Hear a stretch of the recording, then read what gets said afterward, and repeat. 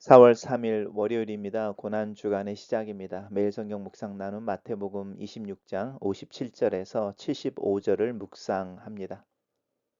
본문을 읽습니다. 예수를 잡은 자들이 그를 끌고 대제사장 가야바에게로 가니 거기 서기관들과 장로들이 모여 있더라. 베드로가 멀찍이 예수를 따라 대제사장의 집 뜰에까지 가서 그 결말을 보려고 안에 들어가 하인들과 함께 앉아 있더라. 대제사장들과 온 공회가 예수를 죽이려고 그를 칠 거짓 증거를 찾음에 거짓 증인이 많이 왔으나 얻지 못하더니 후에 두 사람이 와서 이르되 이 사람의 말이 내가 하나님의 성전을 헐고 사흘 동안에 지을 수 있다 하더라 하니 대제사장이 일어서서 예수께 묻되 아무 대답이 없느냐 이 사람들이 너를 치는 증거가 어떠하냐 하되 예수께서 침묵하시거늘 대제사장이 이르되 내가 너로 살아계신 하나님께 맹세하게 하노니 내가 하나님의 아들 그리스도인지 우리에게 말하라. 예수께서 이르시되 내가 말하였느니라. 그러나 내가 너희에게 이르노니 이후에 인자가 권능의 우편에 앉아 있는 것과 하늘 구름을 타고 오는 것을 너희가 보리라 하시니 이에 대제사장이 자기 옷을 찢으며 이르되 그가 신성 모독하는 말을 하였으니 어찌 더 증인을 요구하리요. 보라 너희가 지금 이 신성 모독하는 말을 들었도다. 너희 생각은 어떠하냐? 대답하여 이르되 그는 사형에 해당하니라 하고 이에 예수의 얼굴에 침 뱉으며 주먹으로 치고 어떤 사람은 손바닥으로 때리며 이르되 그리스도야 우리에게 선지자 노릇을 하라. 너를 친 자가 누구냐 하더라. 베드로가 바깥들에 앉아 있더니 한 여종이 나와 이르되 너도 갈릴리 사람 예수와 함께 있었도다 하거늘 베드로가 모든 사람 앞에서 부인하여 이르되 나는 내가 무슨 말을 하는지 알지 못하겠노라 하며 안문까지 나아가니 다른 여종이 그를 보고 거기 있는 사람들에게 말하되 이 사람은 나사렛 예수와 함께 있었도다 하매 베드로가 맹세하고 또 부인하여 이르되 나는 그 사람을 알지 못하노라 하더라. 조금 후에 곁에 서 있는 사람들이 나와 베드로에게 이르되 너도 진실로 그 도당이라 내 말소리가 너를 표명한다 하거늘 그가 저주하며 맹세하여 이르되 나는 그 사람을 알지 못하노라 하니 곧 닭이 울더라. 이에 베드로가 예수의 말씀에 닭 울기 전에 내가 세 번 나를 부인하리라 하심이 생각나서 밖에 나아가 심히 통곡하니라. 오늘의 본문은 두 개의 단락으로 나눌 수 있습니다. 첫 번째는 예수님께서 체포되어서 대제사장 가야바에게 끌려갑니다.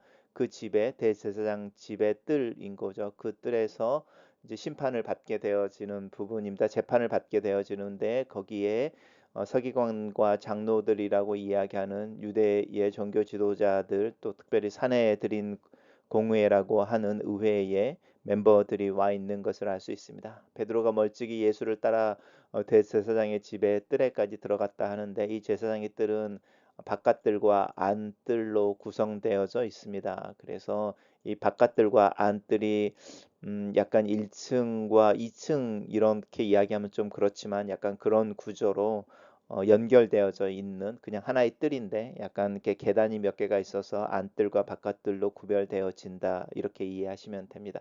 바깥뜰에 이제 베드로가 지켜보고 있는 것이고 그 위에 있는 안뜰에서는 예수님에 대한 제사장의 신문이 진행되어지고 있습니다. 제사장들과 온 공회, 사내들인 공회를 의미하죠. 예수를 죽이려고 그를 칠 증거를 찾습니다. 두세 사람이 증인이 있어야만 되기 때문에 그 증인을 찾는데 그 증인들이 이야기하는 그 증언이 별로 효과가 없었던 것 같습니다. 다만 그 중에 어떤 사람이 예수님께서 말씀하셨던 하나님의 성전을 헐면 내가 사흘 동안에 지을 수 있다라고 말씀하신 것, 요한은 이것을 분명하게 말하고 있죠. 이게 성전에 대한 이야기가 아니라 예수 그리스도의 죽음과 부활에 대한 이야기다. 하지만 이제 이 이야기를 들고 있습니다. 그럴 때 이제 제사장이 일어나서 핵심을 찝습니다. 그 핵심을 이렇게 찝는 게 어쩌면 그 대제사장이 가지고 있는 안목일 수도 있죠. 예수님의 가르침이 어디에 있는지, 예수님의 제자들이나 또 대중들에게 말하고 있는 게 어디에 있고 그게 무슨 의미인지를 바로 핵심을 짚습니다. 그것이 뭐냐면 내가 하나님의 아들 그리스도이냐 이렇게 물어보는 부분입니다. 자신이 누구인지를 묻는 제사장의 직설적인 질문에 예수님의 침묵이 깨어져 버립니다. 예수님께서 분명하게 말씀하시기를 내가 말하였노라 라고 말씀하시면서 자신이 그리스도이심을 분명히 하십니다. 그리고 한술 더 뜨셔서 인자가 권능의 우편에 앉아 있는 것과 하나님의 우편에 앉아 있는 것과 하늘 구름을 타고 오는 것을 너희가 보게 되리라 라고 당신이 누구이신지를 천명하십니다.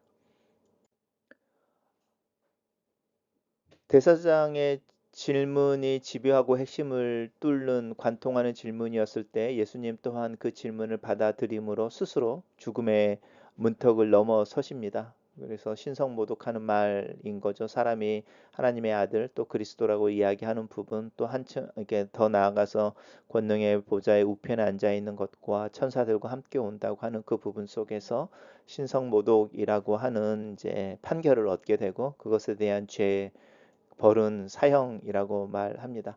그래서 이제 그 주변에 있는 사람들인데 아마 제사장의 사병들일 거라고 생각을 합니다. 예수님을 이렇게 체포해서 데리고 왔던 그 사람들 중에 그들이 예수님의 얼굴에 침을 뱉고 모욕하는 거죠. 주먹으로 치고 손바닥으로 때리며 이제 물어보는데 그리스도야 이렇게 부릅니다. 이 부분 속에 이 사람들의 무례함이 바로 표현되어지죠. 선지자 노릇하다 이것은 누가 때렸는지 알아맞혀 봐라 이건데 이 사람들이 가지고 있는 선지자에 대한 개념 자체도 오해인 것을 이 모습 속에 드러납니다. 선지자라고 하는 것은 점치는 사람들이 아니고 또 뭔가 이렇게 수수께끼를 풀어내는 듯한 또 제비뽑기를 하는 듯한 그런 능력을 가진 사람들이 선지자가 아님에도 불구하고 이 사람들의 무지는 그리스도를 빈정거리는 반말투로 보내는 그들의 무례함과 무지함이라고 하는 선지자 노릇하라라는 말 속에 무지함이 그대로 드러나고 있고 이것이 그들에게 죄고 수치가 될 것입니다. 단락을 요약해 보겠습니다. 저는 이 본문을 대제사장의 집에서 내가 그리스도냐라고 묻는 대제사장의 질문에 예수께서는 자신이 그리스도이신 것과 영광과 권능으로 오실 것을 천명하시고 예수에게 사형이라는 선고가 선포된다. 이렇게 정리했습니다. 두 번째 단락입니다. 이제 초점이 예수님의 심판에서 베드로에게로 전환되어집니다. 우리 앞에 단락에서는 베드로가 예수님의 심판 또 어떻게 진행되어진지를 알기 위해 예수님을 따라가 멀찍이 앉아 있었던 부분입니다. 바깥들에 앉아 있었습니다. 한 여종이 나와서 너도 갈릴리 사람 예수와 함께 있었다라고 말하고 베드로를 알아보는 거죠. 베드로가 그 주변에 있는 사람들 앞에서 부인하여 나는 네가 무슨 말 하는지를 모르겠다라고 말하며 앞문까지 나아간다라고 하는 것은 뒤로 물러나가서 이제 나갈 준비를 하는데 그 앞에서 베드로를 또 알아보는 거죠. 여종이 알아보고 이 사람이 예수 나사렛 예수와 함께 있었다. 그리고 또 다른 사람이 너도 그 무리다. 왜냐하면 네 말투인 거죠. 아마 갈릴리에 사투리가 있었던 것 같습니다. 그 사투리가 갈릴리의 사투리인 것을 분명하게 말할 때 베드로가 세 번째 예수님을 부인합니다. 부인하는 모습이 그 사람을 알지 못한다라고 이 그 사람이라고 하면서 예수님을 자신과 전혀 상관이 없는 사람으로 고백하고 있습니다. 그때 닭이 울고 우리가 아는 것처럼 예수님의 말씀이 생각나서 베드로가 밖에 나아가 심히 통곡합니다. 이 통곡이 베드로를 살립니다. 단락을 요약해 보겠습니다. 베드로는 자신을 예수의 제자, 예수와 함께 있는 자로 알아차리는 이들을 향해서 세 번 예수를 부인하게 되고 이를 슬퍼하며 눈물을 흘린다. 이렇게 요약했습니다. 첫 번째 묵상 나눔입니다. 예수께서는 거짓 증언에도 입을 열지 않으셨고 침뱉음, 폭력, 조롱에도 맞서지 않고 잠잠히 그 순환을 또 그 거짓을 직면하십니다.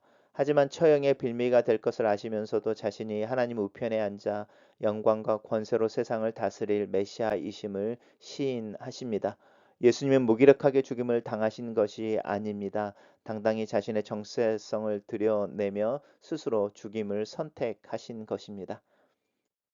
랍비들의 구전 율법 규정제빈 미시나는 사형 재판을 밤에 열지 못하도록 규정하고 있지만 대제사장과 일부 공회원들은 정식 공회를 열기 전에 예수님을 사형에 처할 제목을 찾기 위해 그 목적으로 대제사장의 집에서 비공식적인 공회를 열어 밤새 예수님을 신문하는 편법을 사용합니다. 없는 죄를 만들어내려고 거짓 증언까지 이용합니다. 결국 그들은 예수께 사형에 해당되는 신성 모독의 제목을 덮었고 씌웠고 때리고 조롱하며 예수님의 인격을 모욕합니다. 그들의 야비한 저열한 선택한 방식은 그들의 목적과 동기가 그릇되었다는 증거입니다. 내가 목적한 바가 정당하지 못한 수단을 통해서야만 이루어질 수 있다면 그 목적은 그 방법과 함께 옳은 것일 수 없습니다. 죽을지언정 예수님 주님을 부인하지 않겠다고 장담하던 베드로는 예수님의 예언대로 3번이나 주님을 부인합니다. 예수님을 미워하는 세상 속에서 예수님을 따르며 사는 일은 각오와 결심만으로 되지 않습니다. 기도하며 하나님의 마음에 맞닿아 있는 상태를 유지하지 못하면 시험을 견딜 수 없습니다. 내가 세상에서 예수님의 제자임을 숨기고 살지 않는지 돌아보며 기도를 통해서 예수님의 제자로 버젓함을 또 그것을 드러내며 사는 믿음과 지혜를 구하면 좋겠습니다. 베드로는 비록 두려움에 떠밀려 예수님을 멀리하고 부인했지만 곧 자신의 잘못을 깨닫고 회한이 담긴 회개의 눈물을 흘립니다. 그 눈물이 그를 가룟 유다와는 다른 길, 회복의 길로 이끕니다. 말씀을 묵상하며 잘못을 깨닫고 뉘치는 과정은 우리 영혼을 더욱 숭고한 믿음으로 이끌 것입니다. 글로 쓰는 기도입니다. 살아계신 하나님, 내 믿음을 자랑하지 않습니다. 베드로의 부인이 나의 부인인 것을 인정합니다. 그리스도의 고난의 길을 멀리서 뒤따라가는 무리 중에 하나로 섞여 이 고난 주간을 시작합니다. 주님의 고난과의 관계가 그 거리가 조금씩 가까워질 수 있기를 기도합니다. 내 마음이 그리하여 예수 그리스도의 보혈에 충분히 적셔지기를, 그런 마음으로 이 고난 주간을 지나기를 기도합니다. 아멘.